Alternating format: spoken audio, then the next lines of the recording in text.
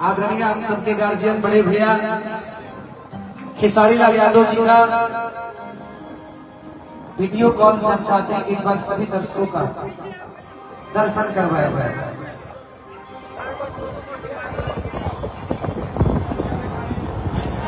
हाँ लगा दिया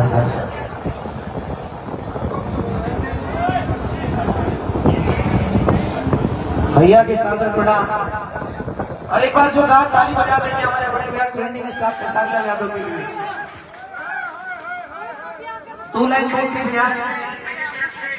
मेरी तरफ से हेमा जी को और उनके जीवन साथी को ढेर सारी बधाइयां, ढेर सारी शुभकामनाएं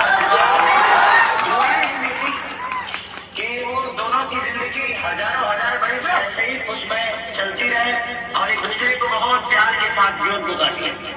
भैया एक लाइन बोल दीजिए ना, सावन चल रहा है ना, कौट दीजिए ना कि दिल डूबल बा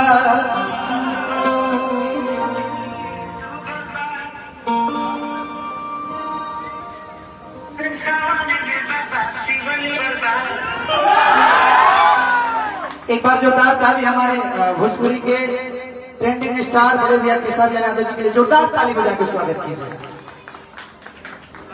बहुत बहुत धन्यवाद।